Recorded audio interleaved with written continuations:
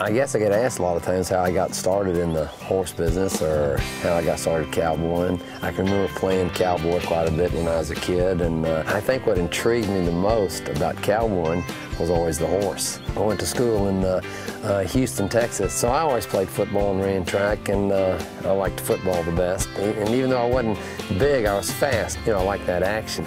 I got involved rodeoing quite a bit. At that time, I'd started rodeoing in high school, and back then there wasn't a lot of people to teach you how, and I just said, you know, I'm just going to go out there and enter that rodeo.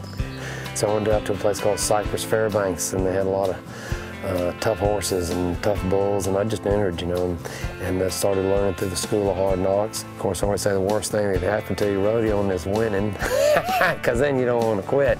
And so I started building a reputation, and pretty soon I started winning, and before you know it, I'd won enough money to get my card. And being involved with rodeo and ranching, I was always around horses quite a bit. You know, back in them days, you know, there wasn't any such thing really as clinicians or clinics too much. I'd see somebody I thought was a fairly good horseman, I'd say, well, how are you teaching that stop, or what are you doing to get that spin? And the information you would get then would be, well, son, I learned it the hard way, and by God, you can too. So that was kind of the stuff you got.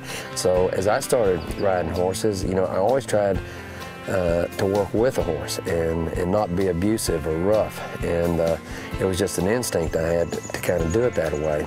People would bring me these wild or problem horses, and then when they would come back, they would be really amazed at how good these horses were doing. And so then they would say, well, can we come out there and watch you?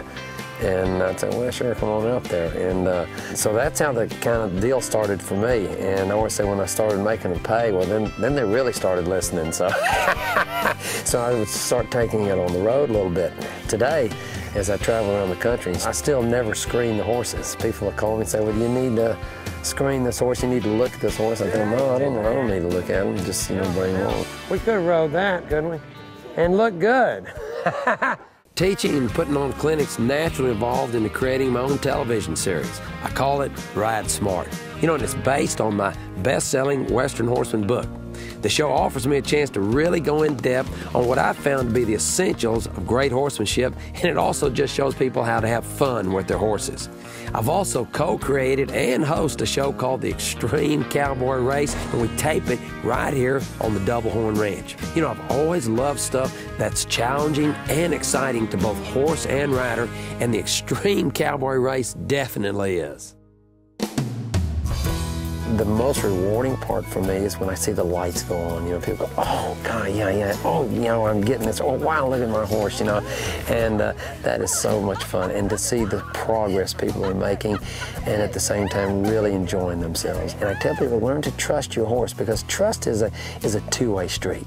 Trust is a belief, you know, and you never want to do anything to destroy the belief. One thing I learned from rodeo is to think positive and to stay mentally tough, and that you're going to have ups and you're going to have downs, and we're going to get that with the horses too. So I tell people, don't get so frustrated, and don't concentrate on what went wrong so much. Just learn from it.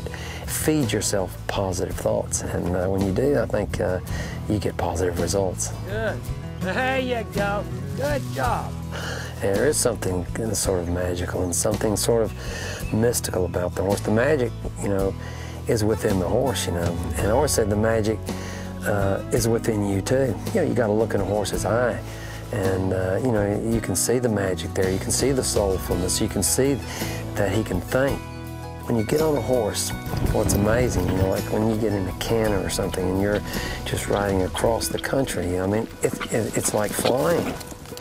You have this power, this gift under you, and when it's done right, there's a true oneness between man and horse. You know, the horse is such an amazing animal, and so I want to keep doing the best I can for the horse. And I tell people about the horse, you know, you got to treat him with respect, and then remember, no man stands taller than when he sits on the back of a horse.